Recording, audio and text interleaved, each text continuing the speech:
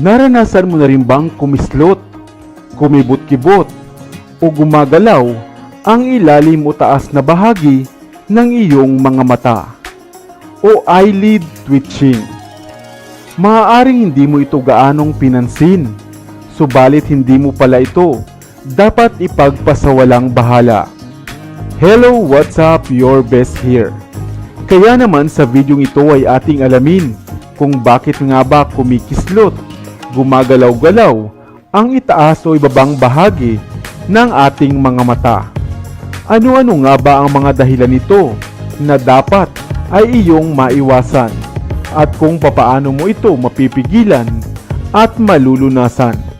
Pero bago tayo magpatuloy, kung bago ka pa lamang dito sa ating channel, ay huwag mong kalimutan na pindutin ang subscribe button at ang notification bell at mag-follow na rin sa ating Facebook page upang lagi kang updated sa aking mga bagong uploads. Eyelid twitching, paggalaw ng ilalim o taas na bahagi ng inyong mga mata, paulit-ulit na pagkislot at animoy tumitibok-tibok ng mga eyelids.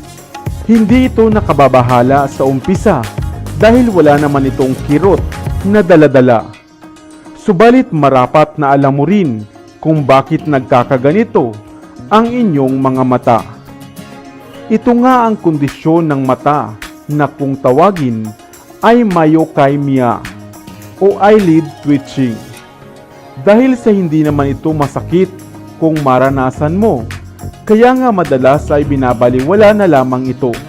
Subalit mayroon pala itong nais ipahiwatig na maaaring may kaugnayan na sa inyong kalusugan. Ang myokymia o myokemia ay maraming dahilan o sanhi kung bakit mo ito nararanasan. Una ay bunga ng stress, kakulangan ng tulog, allergies, labis na pagkonsumo ng kape o caffeine, poor nutrition, polusyon sa paligid natin, at maaaring labis na exposure sa TV, computer at cellphone. Ang myokymia ay maaaring tumagal ng ilang segundo, minuto, pabalik-balik, o 2 hanggang 3 araw at minsan ay umaabot pa nga ng buwan o taon. Ang myokymia ay ang paggalaw ng involuntary muscle sa ilalim ng ating mga eyelids o mata na nagdudulot upang ito ay kumislot o gumalaw-galaw. Ang saglitang pag-twitch ng eyelid ay hindi naman nakababahala madalas. Subalit kung ito ay tumatagal na ng araw o buwan pa, ay dapat ka nang mabahala at agad na sumangguni sa iyong neuro-ophthalmologist o espesyalista sa mata. Maaari mo ding subukan ang ilang mga home remedy katulad ng pagre-relax ng inyong mata, hot o cold compress, paglalagay ng eye drops, pagbabawas ng gamit ng CP o ng computer, at ang paghinto o pagbabawas ng intake ng kape o caffeine.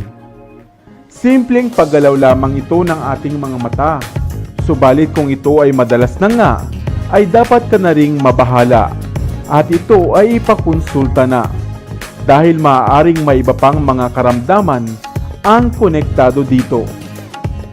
Ikaw, naranasan mo na rin ba na kumukurap-kurap o kumikislot ang iyong eyelids o mga mata? Sana ay may bago kang natutunan sa videong ito. Ikaw ba ay mayroong problema sa mata? O mayroon kang kakilala na mayroong iniindang karamdaman sa kanyang paningin? Kadalasan ay malabo ang paningin, mayroong glaucoma, pagdidilim nito, at maging katarata. Ilan lamang iyan sa mga maaaring problema at iniindang karamdaman sa mata. Hello, what's up? Your best here. Pagod ka na bang magsuot ng salamin? Subalit wala ka namang choice dahil malabo nga ang iyong paningin.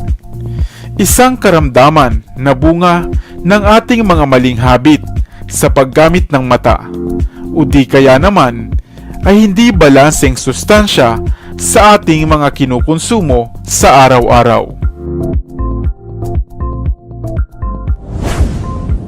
Ang ating paningin o ang ating mga mata ay napakahalaga. Isang parte ng ating katawan na madalas ay hindi nga natin naaalagaan ng wasto o binibigyan ng importansya. Dahil na nga sa sitwasyon ng ating buhay ngayon, na halos digital na nga ang lahat. Cellphone sa umaga, computer sa gabi, at kung ano-ano pang mga gawain na hindi natin napapansing sumisira sa ating mata. At isang araw nga lamang ay magugulat ka na malabo na pala ang iyong paningin. Kung gayon ay halika at alamin natin ang ilang mga halaman o mga herbal na halaman na hindi mo kinakailangang bilhin ng mahal sa anyo ng gamot o kapsula. Bagkus, ikaw na nga mismo ang maaaring magprepara para sa iyong sarili. Narito ang 5 mga simpleng halamang gamot na maaari mong kainin o inumin upang maagapan ang tuluyang pagdidilim ng inyong paningin. Number 1. Bilberry. Kilala mo ba ang prutas na ito na bilberry? Isang animoy mumunting bilog na prutas na kadalasan ay kulay itim o dark purple. Ang prutas na ito ay isang napakainam na maagang panlunas sa mga nanlalabong paningin. Maaari mong kainin ang hinog nitong bunga, sariwa man o pinatuyo. Ang extract naman mula sa prutas na ito sa anyo ng kapsula ay mainam rin. Subalit marapat na hindi lalabis sa 160 mg bilang daily dose. Number 2. Chrysanthemum. Kung ikaw naman ay mahilig sa tsaa, idagdag mo na sa iyong mga pagpipilian ang bulaklak ng chrysanthemum. Madali lamang itong gawin. Maglagay ka lamang ng mainit na tubig sa tasa, lagyan ng bulaklak ng chrysanthemum at hayaan lamang sa loob ng 3 hanggang 5 minuto bago ito inumin. Pinaniniwalaan na ito ay mayaman sa antioxidant, organic compounds, vitamins at amino acid na mahusay nga para sa ating paningin. Number 3. Orange and lemons. Ang prutas na ito ay pamilyar na nga sa ating lahat. Ay napakainam din para sa ating nanlalabong paningin. Mayaman ito sa vitamin C na makatutulong upang maiwasan ang macular degeneration o pagkakaroon ng katarata. Number 4. Green tea. Bagaman hindi tayo masyadong mahilig sa tsaa, ngunit batid mo ba na hindi lamang ito mahusay na panlaban sa mga cancer o mga problema sa puso, sapagkat maging ito man ay magandang inumin para sa ating nanlalabong paningin.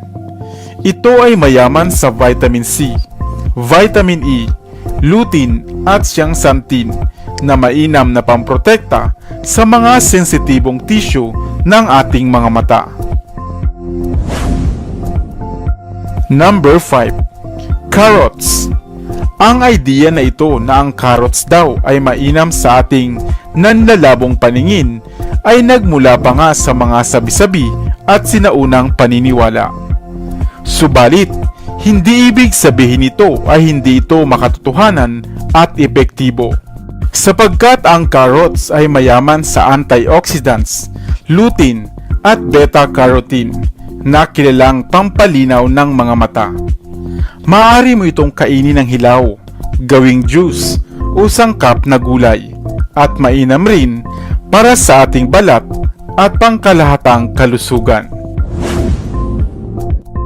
Hindi ba't nasa tabi-tabi lamang natin ang mga halaman at pagkain ito? Mga halaman na makatutulong upang maagapan ang panlalabo ng mga mata at pagkakaroon ng glaucoma o katarata. Masarap, walang side effects at masustansya pa. Ngunit kung malubha na ang inyong kondisyon, mas mainam pa rin na kumonsulta sa inyong doktor.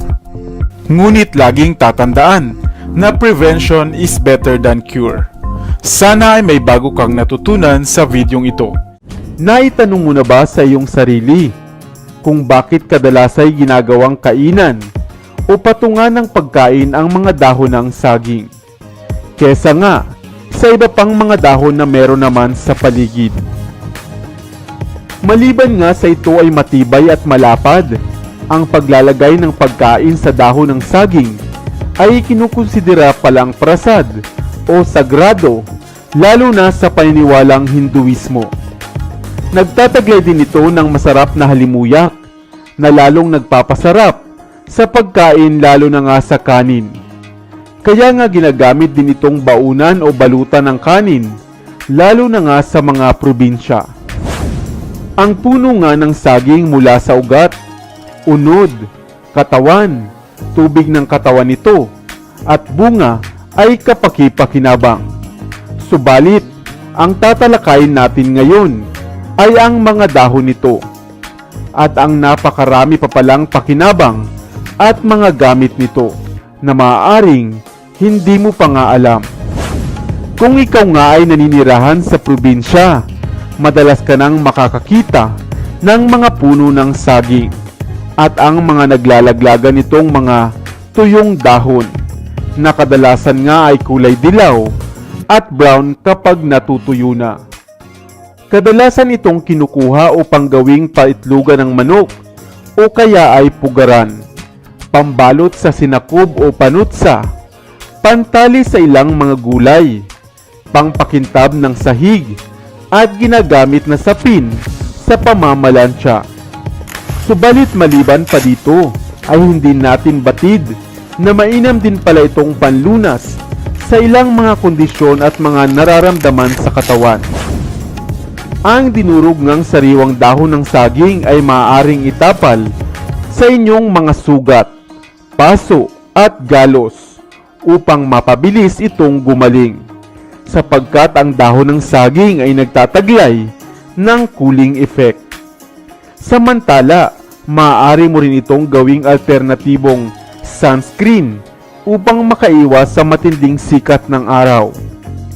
Ang kinatas namang sariwang dahon nito ay mainam ding inumin ng mga taong mayroong diabetes na maaaring makatulong na mag-regulate ng inyong sugar level dahil sa sangkap nitong rutin. Ang mga sinunog naman nitong tuyong dahon na inihahalo sa isang basong tubig ay maaaring makatulong upang mawala ang pagsisinok. Mainam din itong inilalaga at ginagawang tsaa na mahusay pala para sa mga taong mayroong lagnat at masakit ang tiyan o mayroong ulcer. Isa rin itong mainam na antioxidant, mabisang antibacterial at antifungal. Makatutulong din ang tsaang ito upang maiwasan ang maagang panlalabo ng memorya o ang pagkalimot.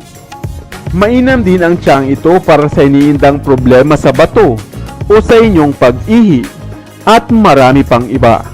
Kaya naman katulad ng bunga nitong saging ay marami ding sustansyang daladala ang mga dahon nito, kahit pa nga ito ay matuyo na. At kung may mga kakilala kayo na may utang sa inyo at maaaring nakalimot na, baka it's time para bigyan na rin sila ng tsaa buhat sa dahon ng saging. Ikaw, saan mo pa nga ba ginagamit ang dahon ng saging na maaaring hindi ko pa nabanggit? Sana ay may bago kang natutunan sa videong ito. Dito na sa Best TV, tayo ay matuto, utak mapuno ng bagong kaalaman. Dito na sa Best TV, tayo ay lumibot, lihim na mundo ay ating matuklasan. Dito yan sa Best TV, dito yan sa Best TV, dito yan sa Best TV. Sapagkat ang mga laki may alam, dito yan sa Best Tara TV. bes, sabay-sabay tayo na matuto, pagkat dito sa mundo lamang ang siyang marunong. Ating utak salina ng panibagong dunong, mga bagay na sa buhay ay makakatulong.